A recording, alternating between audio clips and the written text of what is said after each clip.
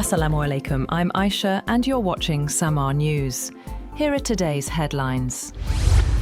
President Donald Trump has warned Iran to make a deal before it is too late, after sharing video of a major strike in Tehran. The footage showed a large explosion and the collapse of a key bridge linking the capital to Karaj as tensions continue to rise. Trump said more attacks could follow and reiterated plans to intensify strikes in the coming weeks, including potential action against critical infrastructure. The escalation has pushed oil prices higher amid fears of a prolonged conflict.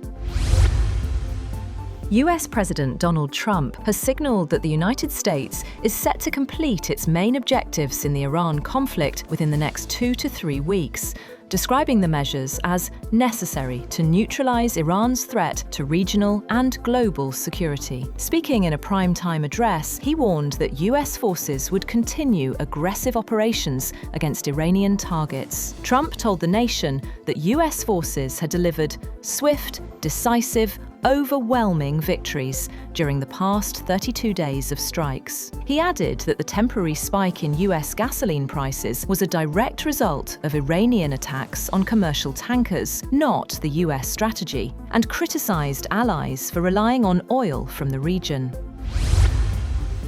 Meanwhile, Iran has rejected claims by President Trump of decisive victories, calling them false and misleading. Officials in Tehran say the country's military capabilities remain intact, with senior figures including Mohammad Javad Zarif dismissing the remarks as empty rhetoric. Iran's military command has also warned that the United States and Israel have not destroyed its core defense systems. The exchange comes as missile attacks continue, and the conflict enters its 5th week with no clear end in sight.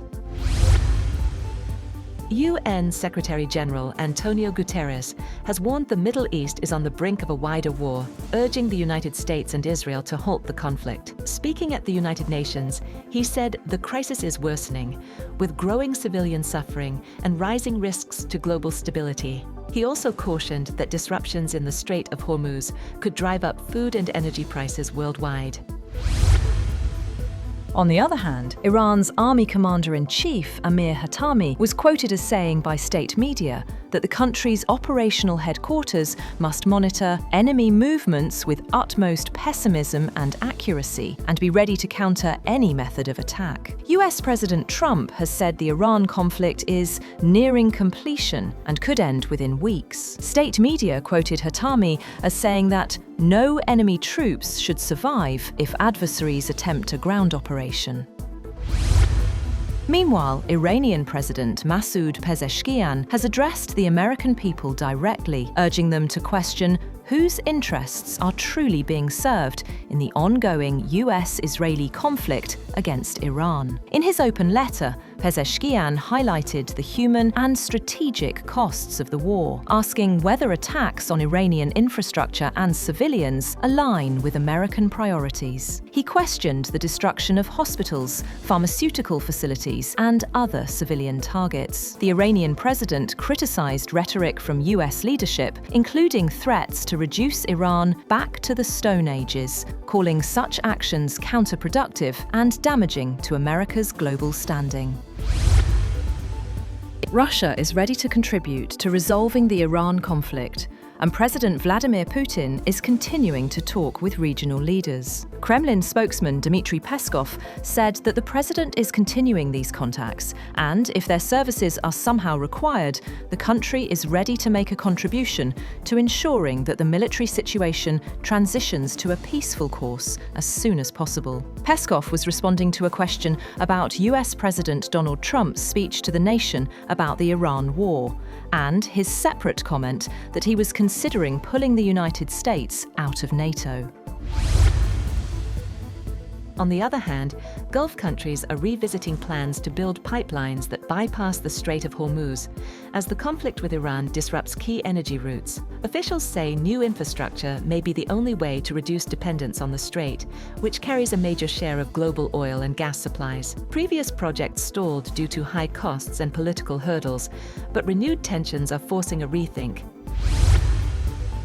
Britain has said it will host talks aimed at forming a coalition of countries to explore ways to reopen the Strait of Hormuz, after US President Donald Trump said securing the vital waterway was a problem for other nations to resolve. British Foreign Minister Yvette Cooper will chair the virtual meeting of about 35 countries, including France, Germany, Italy, Canada, and the United Arab Emirates, around midday in London, to explore ways to restore freedom of navigation in the area. The United States is not due to attend.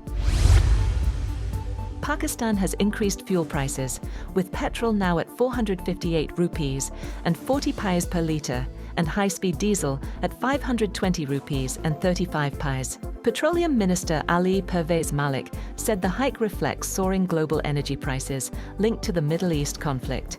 Speaking alongside Finance Minister Muhammad Aurangzeb, he described the decision as necessary under current circumstances. Officials say the ongoing war has pushed international oil markets higher, forcing difficult economic choices at home.